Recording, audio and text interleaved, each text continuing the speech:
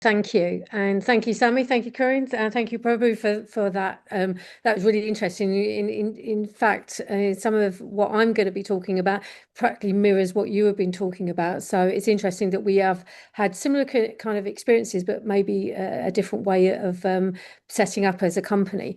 So I'm Siân Hemming Metcalfe. I'm the operations director global. I like to say it that way because if you say it the other way, it says God, and I don't know how people would take that. And my role here for Inventory Base and Property Inspect is to look after, obviously, the global operations of the business. And we are a software provider. We are in commercial and residential sectors right across the globe, so here in the UK and globally, with about 200,000 users. We're in about 50 different countries. And we actually have physical teams both in the US, in South Africa, Poland, and predominantly here in the UK. So we are growing, and we're growing steadily and organically. But the reason we're growing is because we are building, as my first slide said, on legislation. So we had a regulatory change here in the UK that created a gap in the market, which our founders saw.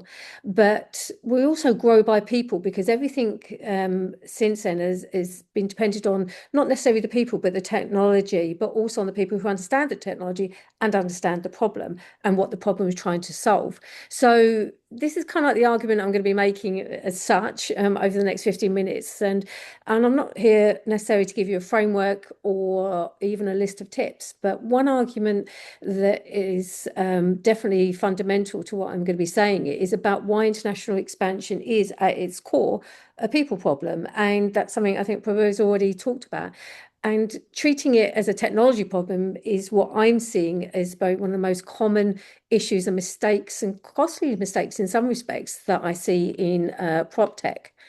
So, like I said, we saw when we first started out that there was an issue, and this issue was in 2007, where the deposit protection legislation changed in the UK. So landlords basically suddenly had to start, producing evidence rather than opinions about property conditions. So this became commercially significant for the first time in the UK. So our company itself was not created because the founders had effectively had a great technology idea. It was created because legislation created a gap that was needed filling, and the founders saw it. And, for me and for us, that origin matters because it means our starting point was always a real world problem. We didn't build a product and then go looking for someone who might need it, and the need came first. And that shapes how you think about new markets from my point of view. You've got to look at the problem before you look for the opportunity. And certainly what we've done is look at it from a point of view of how we're going to manage that opportunity. And first and foremost, it's about, who we are and what we want to do with that opportunity. So just to touch on funding, we started off with two founders. We're now up to 57 team members, all employed, and we have had 0 rounds of funding. So there's no seed funding, no raising of funds or anything along those lines. And that's us and our parent company, which is Radweb Limited. These are our two products, which is Inventory Base and Property Inspect, and both in the both commercial and residential sector, as I said earlier on. And, bootstrapped is often used and bandied around, and I've used it as well, but it's not meant to be a badge of honor. In fact, it's sometimes a description of constraint because we are not, kind of like funded anywhere else apart from what we do and how we manage it. And that in itself creates some discipline. So it means that every market decision we've ever made has carried real consequence because there's no external capital to absorb the cost if we make a poor decision, if we get it wrong, if we go into markets or look at things which might cost us that actually don't materialize into anything that works out as value. And this has forced us to really read the market through its people before we've committed it through the product itself, because we couldn't afford to actually enter speculatively. We've had to learn to validate the relationships first, and then for us, that's turned out to be the right approach, and because it's something that we've done continuously, and it's something that certainly I would recommend, whether you're in a funding position or not, whether you're looking for that additional resource, or whether you, like us, self-funding.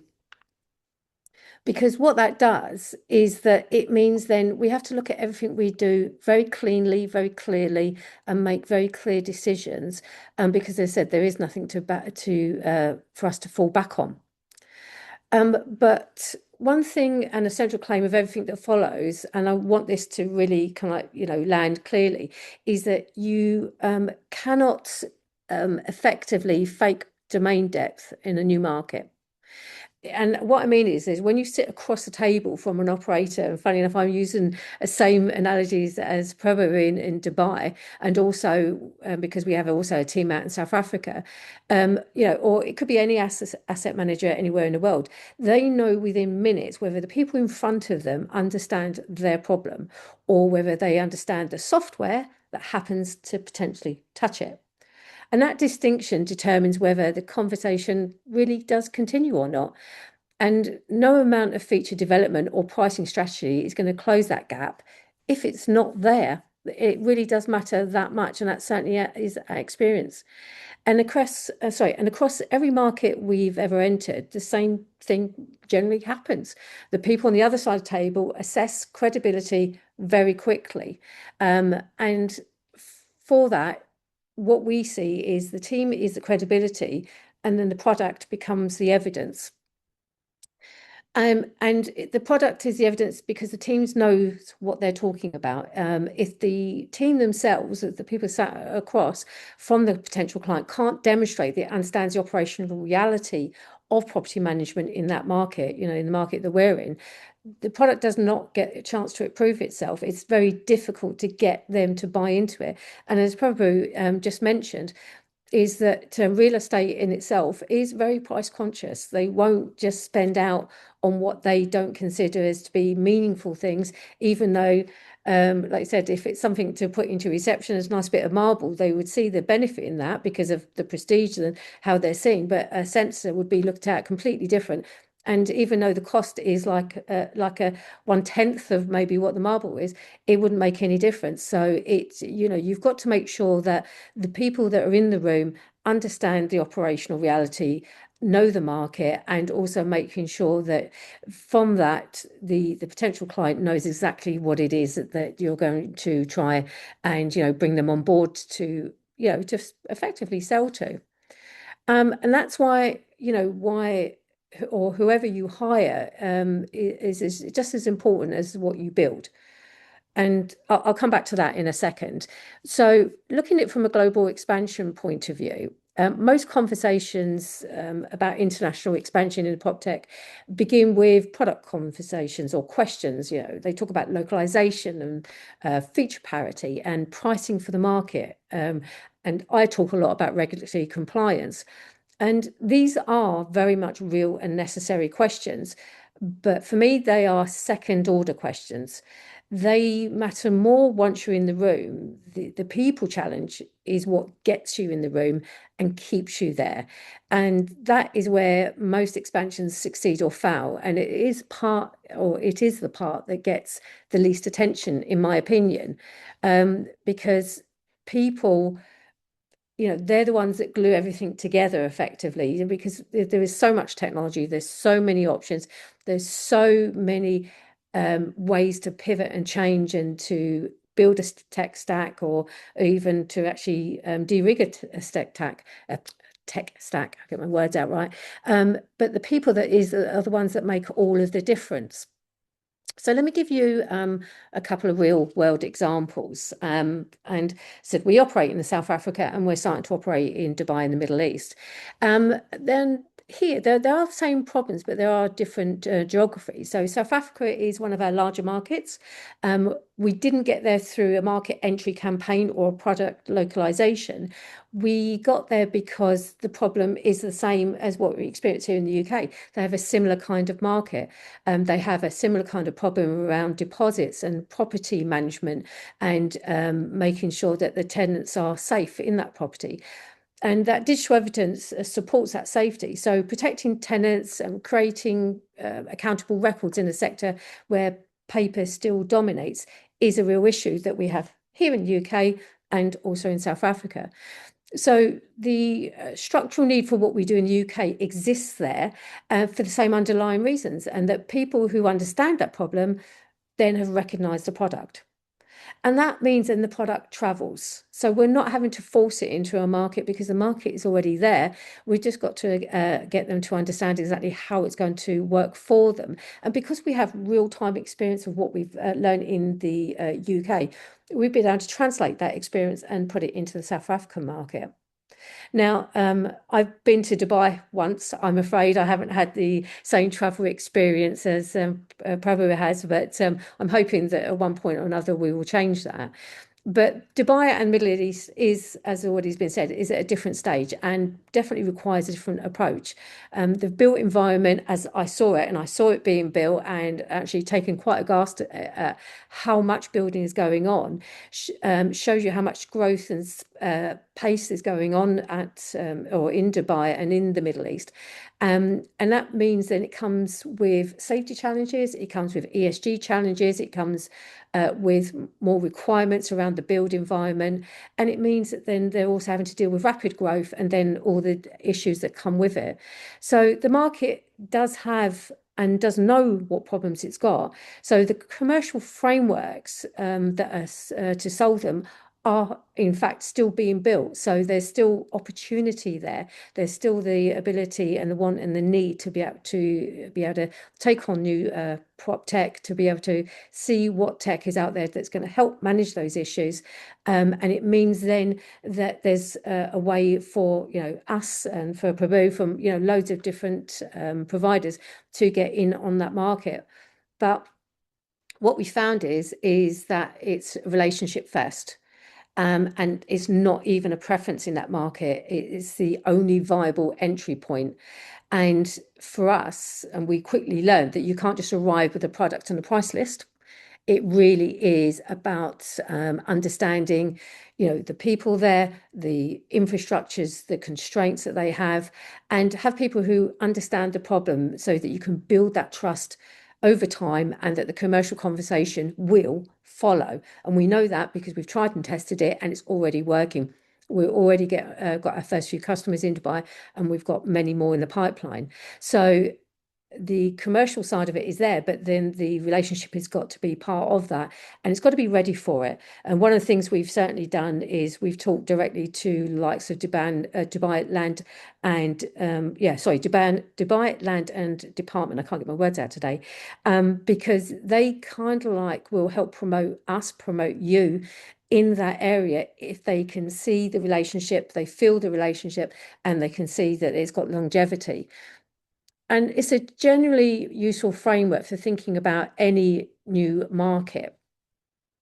So there's a lot of stuff that actually, from a global point of view, has actually stayed the same. So from our point of view, the need to capture evidence, manage inspections, build compliance and create audit trails. But what changes is who buys it, what the procurement structure looks like, because it does vary significantly depending on which part of the globe you're in.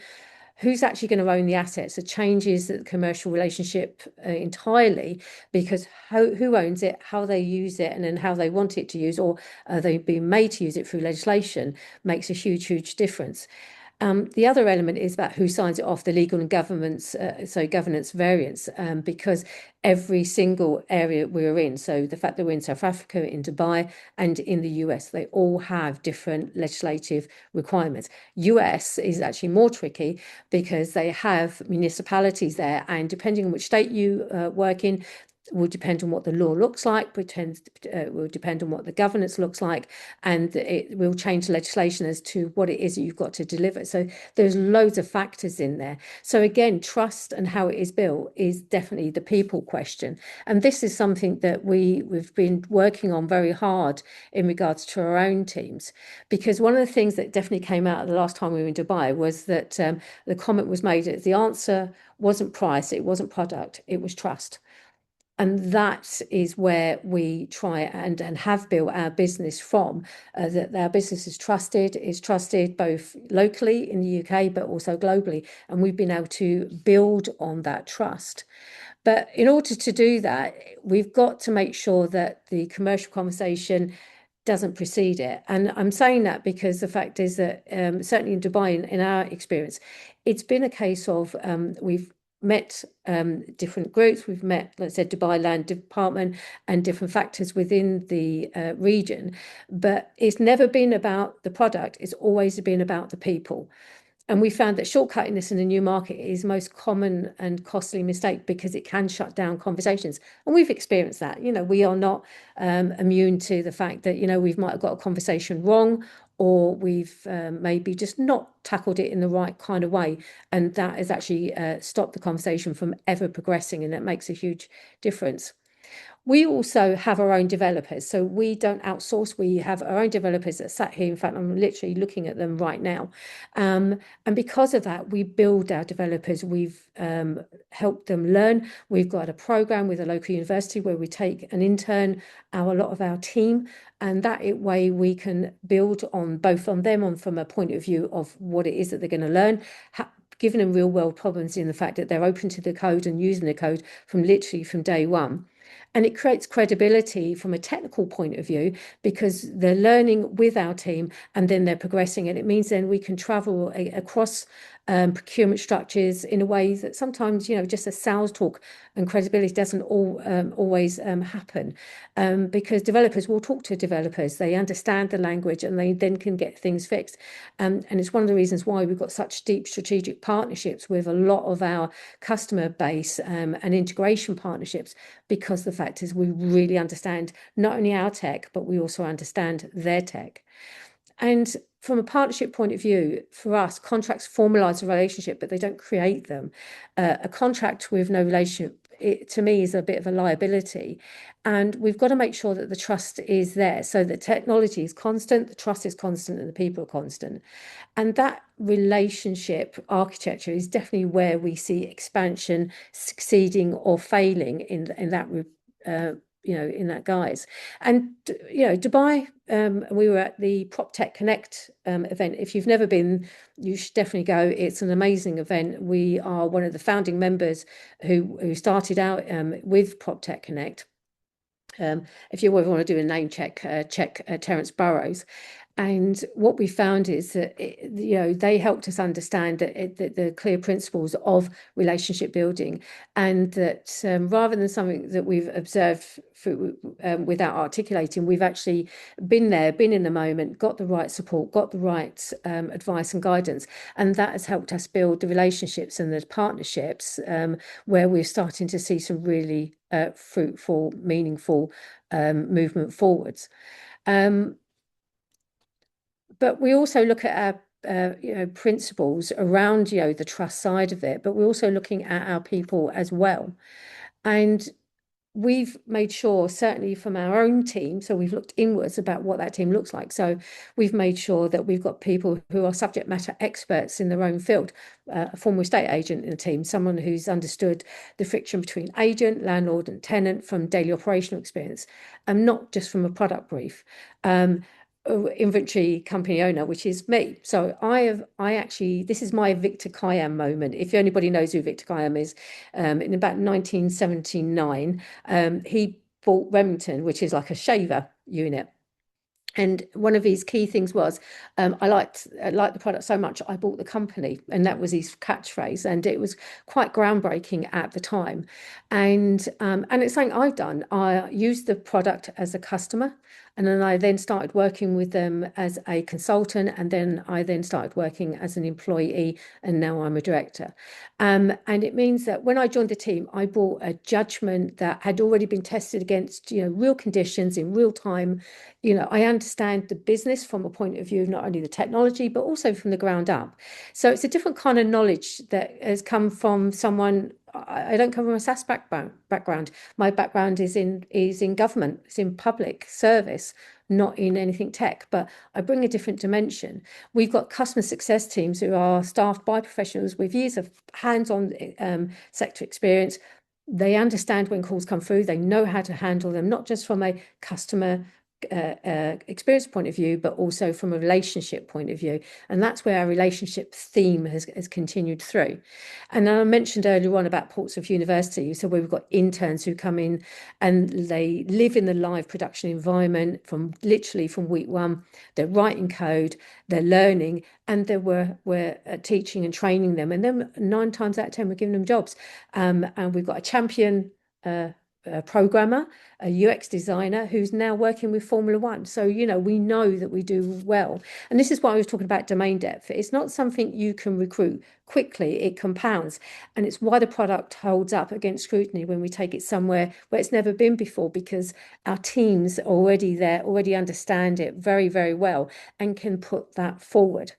But one thing certainly, I think, because data is everywhere, it is the real expansion barrier, because, you are going into new markets, you are looking at how people can interact with your technology.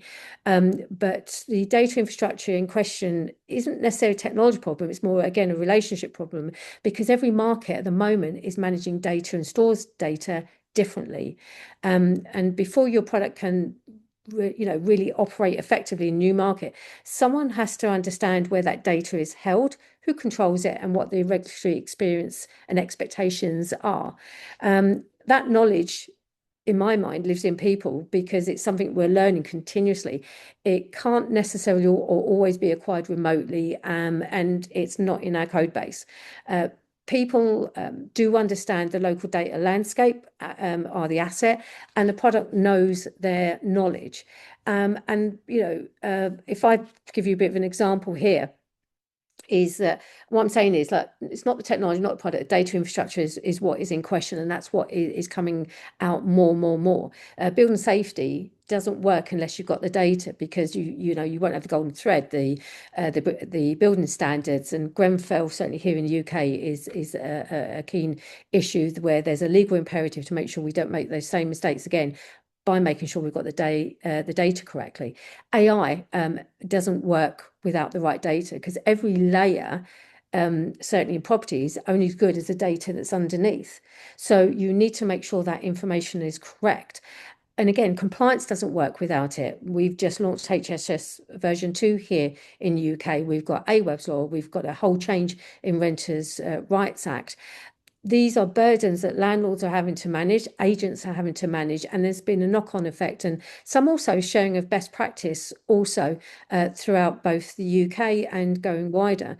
And certainly, this has been such a big change, and first in a 20-year high, where we've had to see so much change, where we've had to utilise the technology and also the people to be able to understand it, to be able to get in there and get it to our potential client base. And every market stores data differently. So we have land registries does it differently, title deeds, papers in cabinets, PDFs on localized systems rather than anything that is shared. So there is an element of tech where you've got to be looking at it, not just what you do, but how it's all going to be shared, how it's going to be interactive, how it's going to actually support the rest of the market. Because certainly in what we are doing, where property is concerned, the data share is a really keen issue that we are managing.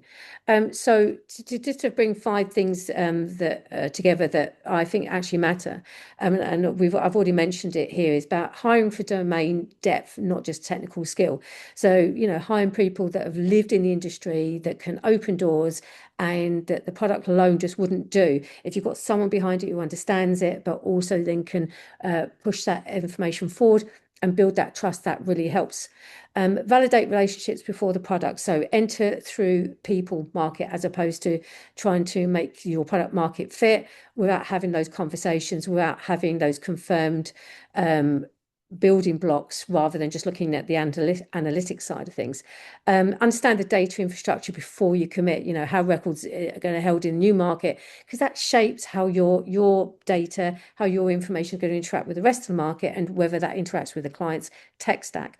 I'm always saying about tasking your tech and making sure that you understand not only your own infrastructure, but their infrastructure, so that when you start working with those new clients, they can see how it's going to all work together.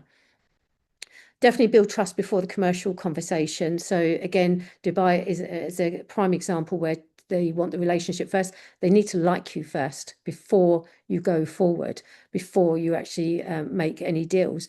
But once you do that, then that trust will allow you to build, and that's what we're doing right at this moment as it stands. And then no matter what market you're in, stay close to where standards are being set. So regulatory intelligence definitely gives you leading time to understand what's going on in the market, what's coming up, and allows you to pivot and change. We saw that right at the beginning when we first started the company, and we can certainly see that that's already building, and we're always making sure that we are there at the forefront, understanding that. So a lot of time we concentrate on, going to global markets about the product and everything else, but we actually need to understand the market totally, and making sure that we build on that legislation and build on the information that is available. And just very quickly, because I know we're right short on time, is one of the ways we do that is we're involved in the UK PropTech Association with, the Real Estate UK, Property Mark BICS, PropTech Connect, Open Property Data Association. So we're not only thinking about it, we're actually in there talking to the different departments, different associations, anybody that will potentially help us. And for me, technology opens the door, but it's the people on the other side who decide whether you stay in the room. And that, again, for me, is about how you manage that particular relationship with them.